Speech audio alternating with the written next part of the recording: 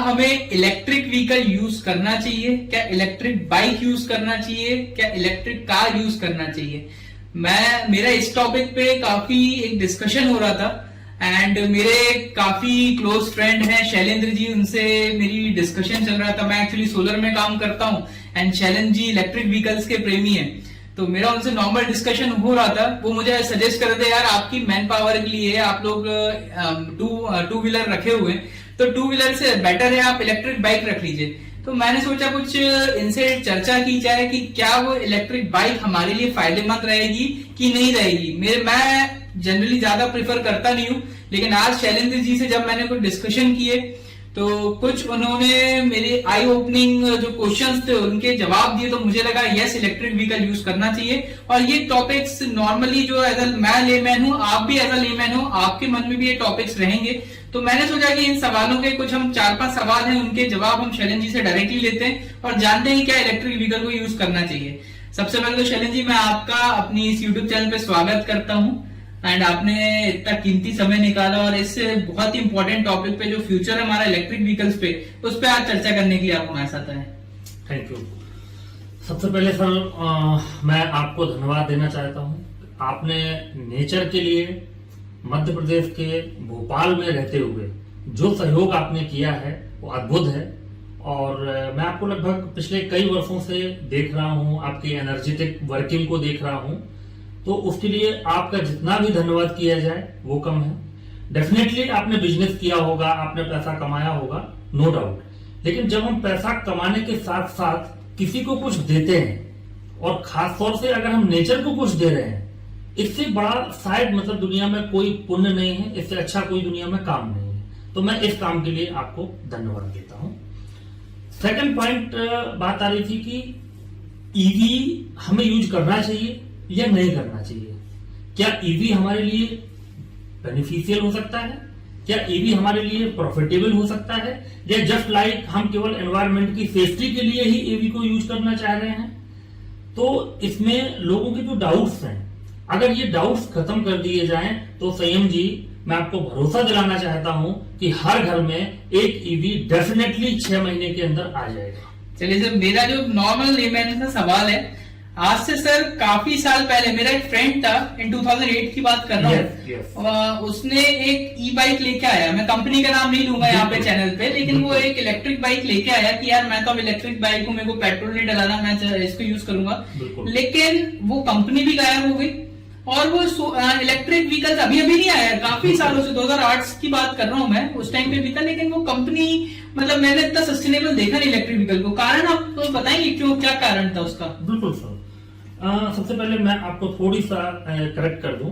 Electric vehicle 2008 के पहले, आज से 50 साल पहले भी इलेक्ट्रिक व्हीकल मार्केट में आ चुका है। बिल्कुल, बस फर्क इतना था कि उस समय जो इलेक्ट्रिक व्हीकल्स आए उस पर फोकस कम होने की वजह से डेवलपमेंट इलेक्ट्रिक की तरफ ज्यादा नहीं हो पाया। ओके, ठीक है, हम लोग क्या हुआ, इंजन टेक्नोलॉजी की तरफ ज्यादा फोकस कर गए, या हम ये कह सकते हैं कि बड़ी कंपनियों के नेक्सस ने हमारे ईवी के मार्केट को ऊपर आने ही नहीं दिया। ओके, हम ये भी कह सकते हैं। ऑलराइट। सेकंड, अगर आज की डेट में आप मुझे बताइए, पूरे भारत के अंदर ऑटोमोबाइल लाइन के अंदर इतने बड़े देश में गाड़ी बेचने वाली कंपनियां हैं कितनी? बिल्कुल सर। टेलीविजन बेचने वाली कंपनियों की संख्या गिन लीजिए और आप ऑटोमोबाइल लाइन के अंदर जो बड़ी कंपनियों का नेक्सस है उनकी आप संख्या गिन लीजिए जी। क्या कारण है कि हर नॉर्मल ह्यूमन बीइंग के पास में आज बाइक नहीं है, गाड़ी नहीं है? उसका एक बड़ा कारण ये भी है कि इन कंपनियों के नेक्सस की वजह से हमारे जो सस्ते जो व्हीकल्स हो सकते थे उनको अपॉर्चुनिटी मिली नहीं। आप एक कंपनी खोल करके इलेक्ट्रिक व्हीकल बना सकते थे, लेकिन आप नहीं बना पा रहे हैं। विजन, इंजन कहां से लाएंगे? इन कंपनियों का जो रजिस्ट्रेशन पॉलिसी, ओईएम जो भी है, वो इतना हार्ड है कि आप वहां तक नहीं कर सकते, आप पहुंच नहीं सकते। लेकिन electric vehicle just like fan, okay, just like fan. Okay, अगर आप एक फैन को अपने घर में सक्सेसफुली 50 साल से चला रहे हैं तो आप आने वाले 50 साल तक इलेक्ट्रिक व्हीकल को सक्सेसफुल तरीके से चला सकते हैं, इसमें कोई डाउट नहीं है।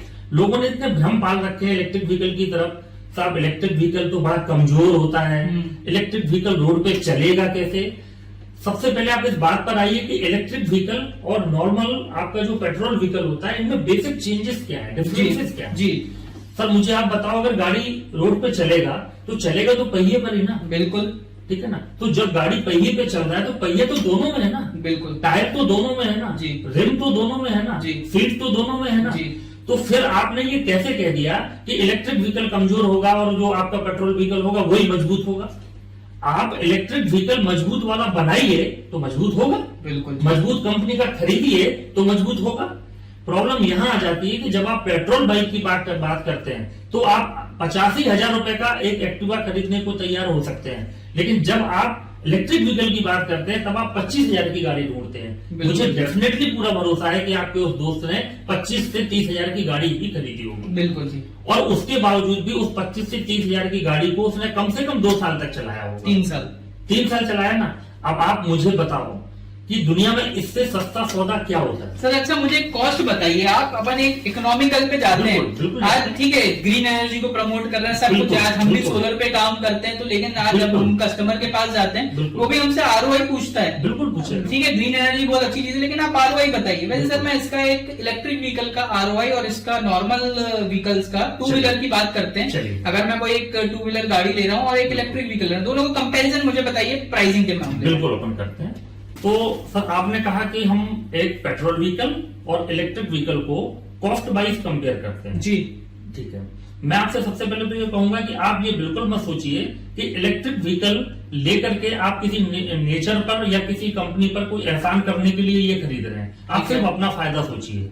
ठीक है, आपने एक पेट्रोल व्हीकल खरीदने के लिए एक अमाउंट निकाला, ठीक है, कितना होना चाहिए सर मुझे बताइए? सर आज की डेट में 85,000 टू 95,000 की एक two wheeler on an average, 85,000 का आप इलेक्ट्रिक व्हीकल लेकर के अपने घर आते हैं, ठीक है, पूजा करते हैं और दूसरे दिन चलाना स्टार्ट करते हैं। ठीक है, मुझे आप बताइए कि अगर आप सेकंड डे 100 किलोमीटर का रन करते हैं, सपोज दैट आप लोकल भोपाल में हैं, हाँ जी सर, भोपाल में आप सर्विस देते होंगे, बिल्कुल, सर्विस देने के लिए आपको मिनिमम और मिनिमम 50 किलोमीटर जाना पड़ता होगा बिल्कुल सर, बिल्कुल, एक दिन में। तो 50 किलोमीटर चलाने के लिए वो गाड़ी आपसे क्या मांगेगी? लगभग 100 रुपए का मेरा तो पेट्रोल लगेगा ही लगेगा, ना, मिनिमम 50 किलोमीटर, मिनिमम 50 किलोमीटर के लिए 100 रुपए का मेरा पेट्रोल अभी आज की डेट में लगेगा। ठीक है ना, वो 100 रुपए आपने गाड़ी को दिए, ठीक है, ऐसे 100 रुपए आपने गाड़ी को एक महीने में 31 दिन होते हैं, एक दिन की छुट्टी मान लीजिए, आपने 30 दिन तक दिए। ठीक है, कितना पैसा दिया आपने गाड़ी को? मैंने 3,000 रुपए दे दिए। 3,000 दे दिए, पक्का है ना? बिल्कुल। एक साल में कितना दिया? 36,000 दे दिया गाड़ी। 36,000 रुपए मैं एक साल में दे चुका हूँ। ओके, 2 साल में कितना दिया? 72,000।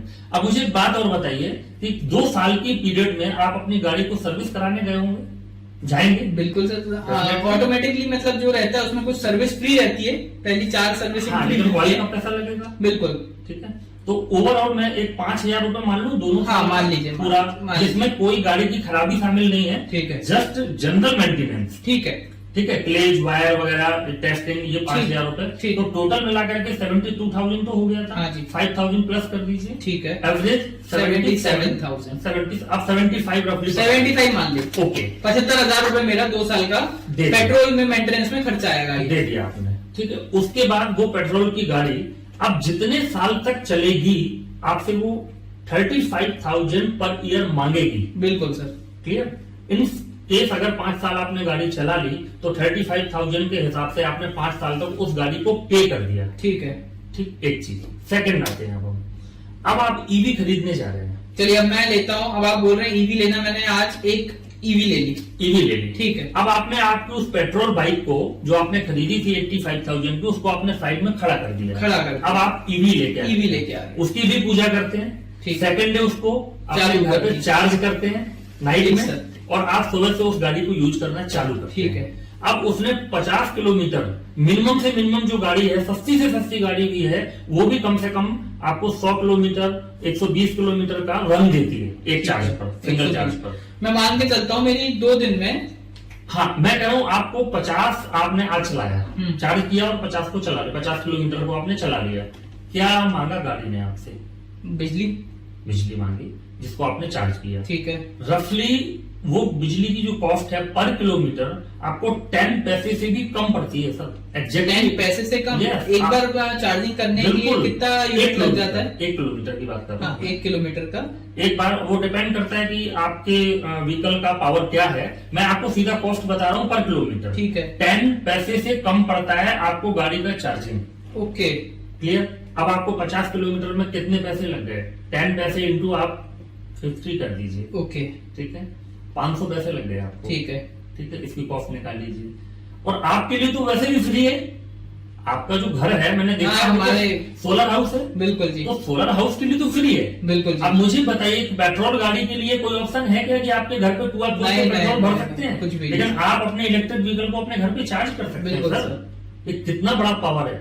आपको पेट्रोल की लाइन में जाकर के आधा घंटा खर्च करने की आवश्यकता नहीं है। सर एक और सवाल, ये गाड़ी को चार्ज करने में टाइम कितना लगता है? घर में लगा रहा हूँ अगर आप नॉर्मल घर में लगाते हैं तो एवरेज 4 से 5 घंटे में गाड़ी चार्ज होती है। 4 से 5 घंटे में मेरी गाड़ी चार्ज हो सकती है। उसका एक रीजन है, क्योंकि जब भी आप गाड़ी को घर में चार्ज पर लगाते हैं तो वो जीरो कभी नहीं होती है। ओके। वो कुछ ना कुछ 10 to 15% ऑलरेडी चार्ज रहती है। तो आप उसको लगाते हैं, आप डेली 4 घंटे अगर चार्ज कर रहे हैं तो आप उसको 50 से 60 किलोमीटर आराम से रन कर सकते हैं पर डे। ठीक है, ठीक है। और अब हम बात कर रहे थे कॉस्टिंग पे। आपका खर्च आया लगभग 5 रुपए। ठीक है, 50 किलोमीटर। ठीक है। 5 रुपए के हिसाब से महीने का कितना हो गया? 5 रुपए मेरा दिन का खर्चा है। हाँ, तो महीने का 150 रुपए हो गया। 150 रुपए मेरा खर्चा हो 150 गया। रुपए आपका खर्चा हो गया। ठीक है। अभी मैं लगभग इसको नथिंग के बराबर ही मान रहा हूँ। बिल्कुल। आप कंटिन्यूअसली इस गाड़ी को 1 महीने चलाते हैं और इस 1 महीने में ये आपकी जेब से जाने वाले 35,000 रुपीज जो पर मंथ वो पर ईयर आपके जा रहे थे, उसको ये गाड़ी सेव कर देती है। जो कि पेट्रोल गाड़ी ले रही थी और ये वापस आपकी जेब में डाल देती है। क्लियर? बिल्कुल जी। इस गाड़ी की कॉस्टिंग भी आप 85,000 मान लीजिए। ठीक है। लेकिन आप लेने जब जाएं तो आप उससे फिर ये ना कहें दुकानदार से कि ये गाड़ी मुझे सस्ती से सस्ती वाली इलेक्ट्रिक बाइक दे दो। बिल्कुल बिल्कुल बिल्कुल। यहाँ सबसे बड़ी प्रॉब्लम आती है कि जब हम पेट्रोल बाइक ले रहे हैं तो 1 लाख रुपए की ले रहे हैं और इलेक्ट्रिक बाइक ले रहे हैं तो हम 25,000 की ढूंढ रहे हैं। बिल्कुल। ऐसा मत करिए सर। ठीक है। आप उसको भी 85,000 रुपए की गाड़ी परचेज करिए। इसके बाद आपने 1 साल चलाया, उसने आपको 35,000 रुपए दे दिए। आपने सेकंड ईयर चलाया, आपके 35,000 रुपए उसने फिर वापस कर दिए। लेकिन सर इसकी बैटरी की भी तो लाइफ होती है, वो भी तो बदलना रहता है। बिल्कुल होती है।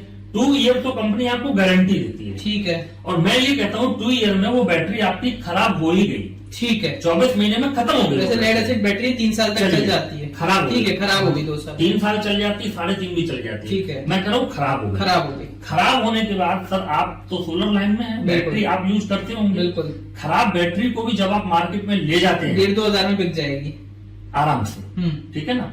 तो वो बैटरी को आपने सेल कर दिया, उसमें लगभग आपको 5 से 6 हजार रुपए और डालने पड़ेंगे। अच्छा। और उसके बाद फिर से नई बैटरी आपकी गाड़ी में डल जाएगी। अगले 2 साल आपको 6,000 रुपए की कॉस्ट आएगी सर बैटरी की। ओके।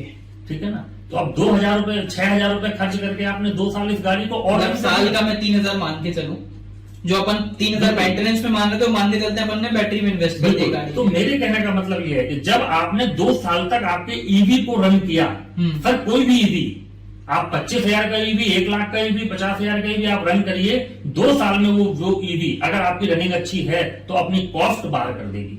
ओके। ठीक। अब मुझे बताइए कि पेट्रोल बाइक ने क्या अपनी कॉस्ट निकाली? नहीं सर, नहीं निकाली। केवल पेट्रोल बाइक खड़ी हुई है आपसे 35,000 रुपए हर साल खाने के लिए, और इलेक्ट्रिक बाइक खड़ी हुई है आपके 35,000 रुपए पर ईयर बचाने के लिए। एक पॉइंट, कभी आप पेट्रोल की लाइन में लगे हैं क्या?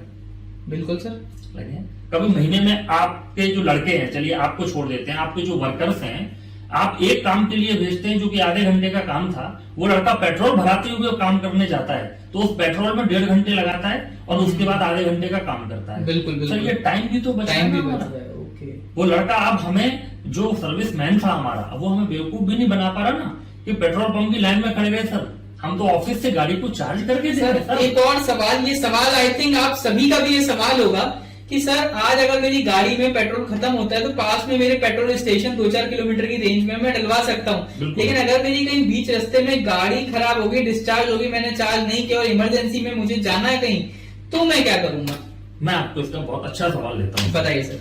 Demand and supply. ठीक है। मैं मुझे एक छोटी सी बात बताइए, जिस दिन आप जैसे 100, 150, 500 लोग ईवी खरीद करके और चलाना शुरू कर देंगे, तो क्या आपको ऐसा नहीं लगता कि उनमें से एक व्यक्ति ऐसा भी होगा जो चार्जिंग स्टेशन भी खोलेगा? और जितने पेट्रोल पंप हैं, पेट्रोल पंप खोलना एक बहुत बड़ी प्रोसेस है सर। आप इस नेक्सस को समझिए। क्या हर आम व्यक्ति पेट्रोल पंप खोल सकता है? क्या नहीं खोल सकता सर। लेकिन आप चार्जिंग स्टेशन अपने घर पे बैठ करके चाहे तो चालू कर सकते हैं सर। एक पान के डिब्बे में भी चार्जिंग स्टेशन पॉसिबल है आने वाली पॉलिसी में, नियर फ्यूचर में सर। ओके। क्या ये पेट्रोल पंप खोलना संभव है? नहीं है सर। जब पेट्रोल पंप खोलना इतना कठिन होने के बावजूद भी हर 2 किलोमीटर पे पेट्रोल पंप हो सकता है, तो चार्जिंग स्टेशन इतना सरल होने के बावजूद क्या आपको हर 1 किलोमीटर पे आने वाले समय में चार्जिंग स्टेशन नहीं मिलेगा?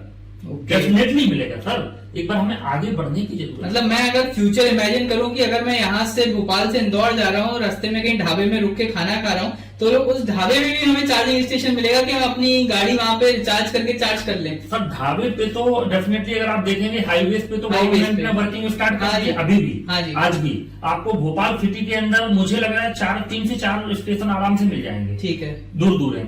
इस बात भी समझिए ना कि इलेक्ट्रिक व्हीकल एक ऐसी अपॉर्चुनिटी है कि जब आप घर से निकलेंगे तो फर्स्ट टाइम तो आप चार्ज करके ही निकलेंगे। पेट्रोल आप घर से भर के नहीं निकल सकते, पहले तो आप चार्ज करके ही निकल रहे हैं।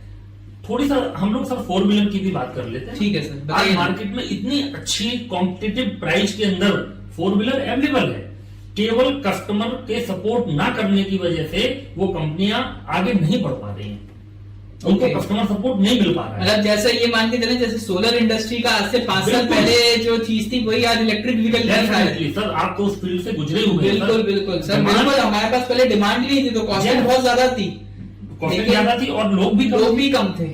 Demand and supply. आज मार्केट में डिमांड है तो आज आप सोलर का काम करते हैं, और भोपाल में मुझे लग रहा है कम से कम 150 लोग सोलर का काम और बिल्कुल। अब डिपेंड ये करता है कि आप अपनी बात को कस्टमर तक किस हद तक पहुंचा पा रहे हैं। मुझे नहीं लगता कि आज भी लोग आपसे सवाल नहीं करते होंगे कि सर हम सोलर क्यों लगाएं। बिल्कुल सर, बहुत हर रोज हर कस्टमर ये सवाल करता है कि सोलर लगाने के फायदे हैं कि नहीं है। तो एक बात ये है कि आज आप अपनी टेक्नोलॉजी से अवेयर हैं, इस वजह से आप अपने कस्टमर को 100% सेटिस्फाइड कर देते हैं। मुझे आप बताइए, आज ईवी एजेंसी चलाने वाले कितने लोग अपनी ईवी से अवेयर हैं? सबसे बड़ी प्रॉब्लम, मैं ईवी बेच रहा हूं, मुझे खुद ही नहीं पता कि इस ईवी के प्रॉफिट क्या क्या है, तो मैं कस्टमर को कन्विंस कैसे करूं? आपने अपने जिस दोस्त की बात बताई, मेरे पास भी ऐसे कई उदाहरण हैं कि बड़ी बड़ी कंपनियां बंद हो गई शुरुआत में जो आई। ओके सर, मेरा ये भी मानना है कि बहुत सी कंपनी जो मैंने देखा, किसी का कोई एक्सट्रा काम है, उसका कोई टेक्निकल काम भी नहीं, उनने भी इलेक्ट्रिक व्हीकल का काम चालू किया। सर मेरे परिचित में 1-2 लोग ऐसे हैं, एक्चुअली उनका काम था मिट्टी का तेल बेचना, हाँ, या उनका काम था ठेकेदारी करना। ठीक है। उनके पास पैसा बहुत था। ठीक है। हुआ ये कि जब ईवी कंपनी ने ऑफर निकाले कि आप आइए, इनवाइट, अपनी फ्रेंचाइजी इनवाइट की, तो उसमें जो ऑटोमोबाइल लाइन के लोग थे उनकी बजाय जो फ्रेशर थे, क्योंकि अब अपॉर्चुनिटी खुल गई ना, ओके, तो फ्रेशर लोग वहां पहुंच गए, और कंपनी की एक छोटी सी गलती कि उन्होंने फ्रेशर को वो काम दे दिया। ओके, नॉन टेक्निकल मतलब होने के बावजूद भी काम दे दिया। ओके। अगर मान लीजिए कंपनी ने पहले अपने उस डीलर को ट्रेनिंग कराई होती और ट्रेनिंग के बाद अगर उसने फ्रेंचाइजी दी होती, तो मुझे लगता है कि उस कंपनी को ये दिन नहीं देखने पड़ते। मतलब पूरा चीज है कि नॉलेज का, अगर आपके पास ज्ञान है, नॉलेज है, तो आई थिंक कोई भी इंडस्ट्री में आप अच्छे से बढ़ सकते हैं। सर आप पिछले कई साल से मुझे पता है कि आपने हजारों बच्चों को ट्रेन किया है, ठीक है। अब मुझे आप बताइए सर, आपका ट्रेन किया हुआ बच्चा एक काम कर रहा है मार्केट के अंदर, बिल्कुल, और एक नॉन टेक्निकल 12वीं पास करके बच्चा आता है और वो डायरेक्टली सोलर बेचना चालू कर देता है। ठीक है। तो मुझे आप ही बताइए कि वो जो 12वीं पास करके डायरेक्ट आया है, क्या वो टेक्नोलॉजी के बारे में टोटली बता सकता है? क्या बिल्कुल सर नहीं बता सकता, क्योंकि आपके पास ज्ञान नहीं है तो आप नहीं कर पाएंगे आगे, आपके पास नॉलेज नहीं है तो आप नहीं बिल्कुल बता पाओगे। आज लोग करोड़ों रुपए भी लगाते हैं सोलर इंडस्ट्री में, क्या बहुत पैसा हम लगा देते हैं, लेकिन अगर ज्ञान नहीं रहेगा ना, तो आप ना ही अपने कस्टमर के डाउट्स को क्लियर कर पाएंगे, ना ही टेक्नोलॉजी पे आप कर पाएंगे, और ना ही कॉस्ट कटिंग कर पाएंगे। ये सबसे बड़ी प्रॉब्लम आज ईवी लाइन जो फेस कर रही है जी, वो केवल और केवल अविश्वास को फेस कर रही है। मतलब फ्यूचर काफी अच्छा इलेक्ट्रिक, सर फ्यूचर, मैं आपको एक बहुत छोटा सा सिनेरियो दिखाना चाह रहा हूं, आप इसको अगर इमेज करके देखें अपने, मतलब जिसको कहते हैं सपनों में देखें। मैं आपको बता दूं, ईवी जैसे ही मार्केट में फॉर्म होती जा रही है आगे आने वाले समय में, इसमें इतना बड़ा चेंजेस आएगा पूरी ऑटोमोबाइल की लाइन में कि जितनी भी कंपनियां आज मार्केट में हैं, पहले तो इन कंपनियों की संख्या कम से कम 50 गुनी बढ़ जाएगी ईवी के आने से। क्योंकि अब रिसर्च जो कॉस्ट है वो घट गई, ईवी में काम करना आसान है, ईवी को डेवलप करना आसान है आने वाले समय में। गवर्नमेंट की इतनी सारी पॉलिसीज हैं ईवी को प्रमोट कराने के लिए। जिस दिन ये पैसा बाहर आना चालू हो जाएगा, जो लगभग हो भी गया है, उसके बाद सर आपको चारों तरफ ईवी दिखाई देगी। सर एक कल्पना करिए ना सर, आपकी एक चीज मैं बीच में आपको बोलूंगा Yes, yes. कि मैं भी रिसेंटली एक क्या प्लांट लगाने जा रहा था सोलर का, तो उसने बोला यार मेरे यहाँ 3 किलोवाट नहीं 5 किलोवाट का प्लांट लगाओ। मैंने सर क्यों? बोलते यार मैं ये गाड़ियां बदल के आने वाले टाइम पे तो इलेक्ट्रिक व्हीकल्स ही लेने वाला हूँ, तो मेरे घर में कंजम्पशन बढ़ जाएगा। तो जी एक मिथ और मैं तोड़ना चाहता हूँ। अभी मतलब जब भी किसी से बात होती है, क्योंकि मेरा इस लाइन की तरफ मतलब मैं पैशनेट हूँ पूरी तरीके से, तो कई बार लोग कहते हैं यार ये तो बेकार है, आप क्यों इसको सपोर्ट करते हो, क्यों इसको प्रमोट करते हो। उस बात का मैं जवाब देना चाहूंगा। लोग ये कहते हैं कि क्या ईवी कभी भी पेट्रोल गाड़ी के बराबर पिकअप ले सकती है? सर कितना गलत सवाल है। क्या पेट्रोल गाड़ी कभी भी ईवी के पिकअप का सामना कर सकती है? ये सही सवाल है सर। बिल्कुल बिल्कुल। मुझे आप एक बात बताइए, आपके फादर शायद इंडस्ट्रियलिस्ट हैं। हाँ जी बड़ी बड़ी इंडस्ट्रीज के अंदर जी जो हैवी से हैवी मशीनरी चलाई जाती है जी, उसमें आप क्या यूज करते हैं? उसको चलाने के लिए आप इंजन लगाते हैं या मोटर लगाते हैं? बिल्कुल सर, मोटर लगाते हैं ना। तो सर आपकी ईवी में क्या लगाया जा रहा है? मोटर ही लगी हुई है। मोटर ही लगी है ना। पिकअप पावर किसका ज्यादा है? बिल्कुल मोटर का है। ईवी का ज्यादा है सर। ये मिथ है कि इंजन ज्यादा पावरफुल होता है और मोटर नहीं होता है। Okay. मोटर ज्यादा पावरफुल होता है अपेक्षाकृत इंजन के। एक बात और सर, मोटर साइलेंट होता है। मोटर आपके गाड़ी का मेंटेनेंस जीरो कर देता बिल्कुल, है। इलेक्ट्रिक व्हीकल बाजू से भी निकल जाएगी, आपको पता नहीं चलेगा। और मोटर के माध्यम से आपकी गाड़ी की लाइफ +5 ईयर और बढ़ जाती है सर। तो एक और बात है सर, आरटीओ का कोई भी एनवायरमेंट रूल आपकी उस गाड़ी पर लागू ही नहीं होता। V4, V6, V10 से ऊपर है वो गाड़ी। ओके। आप आज आपकी मार्केट अच्छा एक चीज मुझे बताइए, इलेक्ट्रिक व्हीकल चलाने के लिए लाइसेंस की जरूरत है मुझे? यस सर, एक्चुअली लाइसेंस का जो फंडा है हाँ। हमारे गवर्नमेंट का, उसका व्हीकल से कोई मतलब नहीं है। आप व्हीकल कौन सा चला रहे हैं डिपेंड करता है आपका जो व्हीकल है उसकी स्पीड क्या है। स्पीड कितनी है? यस, अगर आपका व्हीकल कोई भी हो, अगर वो 25 की स्पीड से अबव जा रहा है तो आपको लाइसेंस लेना ही पड़ेगा। आरटीओ परमिशन सब कुछ लेना पड़ेगा। अगर मतलब 25 के नीचे चल रहा है यस तो आपको कोई जरूरत नहीं। यस, तो इस वजह से इस केवल बहुत अच्छी चीज है, ध्यान से सुनिएगा। केवल इस रूल को फॉलो कराने के लिए बहुत सारी कंपनियों ने फोकस किया कि हम 25 से कम स्पीड की गाड़ी बनाएंगे। और यही फीचर भी कई बार माइनस पॉइंट भी बन गया उस कंपनियों के लिए। हमने और आपने क्या समझा कि इलेक्ट्रिक व्हीकल 25 से ज्यादा बन ही नहीं सकते। Okay got it. चूंकि स्कूल के बच्चे, कोचिंग के बच्चे, कॉलेज के बच्चे, इन बच्चों को हमें व्हीकल देना है, गार्जियंस को भी चिंता होती है, तो ये 25 की स्पीड का व्हीकल आपके शहर के लिए सर बिल्कुल सफिशिएंट है सर। ओके, इससे ज्यादा स्पीड अगर हमें लेना है तो आज मार्केट में हाँ ठीक है, हर चीज के हर सोल्यूशन है। मैं आरटीओ अप्रूवल कराना, मैं आरटीओ अप्रूवल करा के ले सकता हूँ। और आई थिंक जो भी गाड़ी दे रहे हैं वो लोग आरटीओ अप्रूव करा के दे रहे हैं। 80 की स्पीड की गाड़ी लीजिए, आप लाइसेंस भी लीजिए, आप बीमा भी कराइए, आपको सब कुछ कराना पड़ेगा। अच्छा सर एक चीज पूछता हूँ, Yes. अगर एज अ लेमैन जो हमारे दर्शक हैं, जो हमारे दर्शक हैं, अगर किसी को भी सोलर इंडस्ट्री में जो हमारे काम कर रहे हैं वो हमारे दर्शक हैं, लेकिन अगर ये लोग अगर इलेक्ट्रिक व्हीकल में भी काम करना चाहते हैं तो क्या ये कर सकते हैं? डेफिनेटली सर, इससे अच्छा काम मुझे नहीं लगता।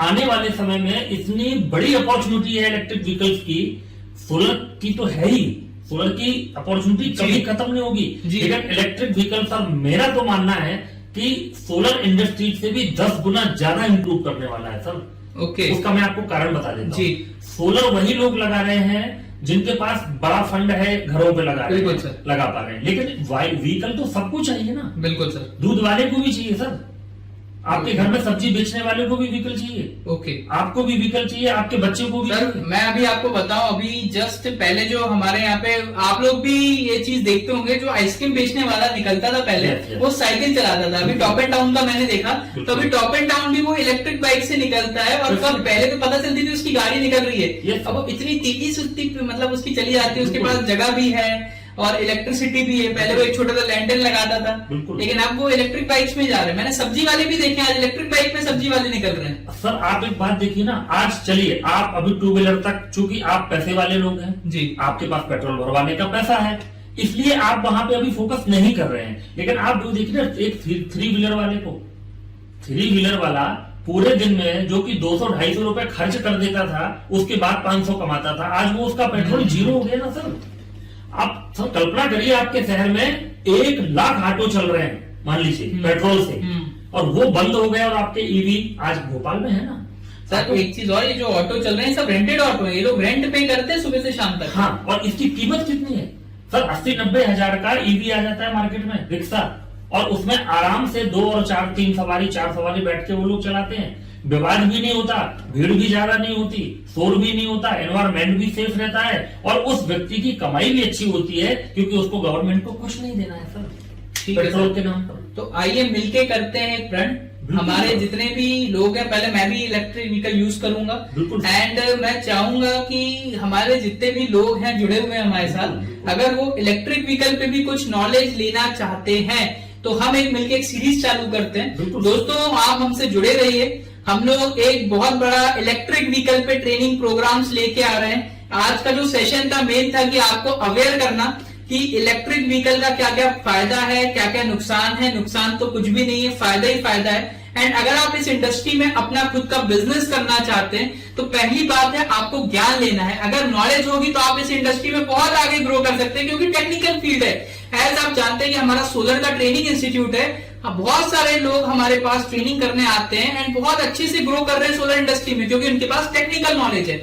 वैसे अगर इलेक्ट्रिक व्हीकल्स पे आपके पास टेक्निकल नॉलेज होगी तो आप इस इंडस्ट्री में बहुत आगे बढ़ सकते हैं। नॉलेज आएगा तो आपका कॉन्फिडेंस बूस्टअप हो जाएगा। तो दोस्तों अगर आप इस इंडस्ट्री में ग्रो करना चाहते हैं तो वीडियो के डिस्क्रिप्शन में हमने नंबर दिया हुआ है, आप इस पे कॉल कर सकते हैं। एंड हमारा जो अपकमिंग ट्रेनिंग प्रोग्राम्स है उसके बारे में भी आप डिटेल्स ले सकते हैं। तो जल्दी मिलते हैं नेक्स्ट एपिसोड में। इलेक्ट्रिक व्हीकल्स की और भी जानकारी लेके हम आपके साथ आ रहे हैं। जब तक एंजॉय करें ग्रीन एनर्जी, सोलर एनर्जी तो एंजॉय कर ही रहे हैं, अब साथ में इलेक्ट्रिक एनर्जी भी आप एंजॉय करिए। शैलेंद्र जी का धन्यवाद देना चाहूंगा कि उन्होंने इतना कीमती समय निकाला और हमारे यूट्यूब चैनल पे आए और आप सभी को इतनी यूजफुल इन्फॉर्मेशन दी, और हम दोनों मिलकर आपको और भी अपनी नॉलेज शेयर करेंगे ताकि जो नॉलेज हमारे पास है वो नॉलेज आप तक आसानी से आ पाए। तो जितने लोग भी हमसे जुड़े हुए हैं वो डेफिनेटली इस कोर्स को करें एंड अपनी नॉलेज को बूस्ट करें एंड इलेक्ट्रिक व्हीकल में आगे बढ़े। जय हिंद, जय भारत। जय।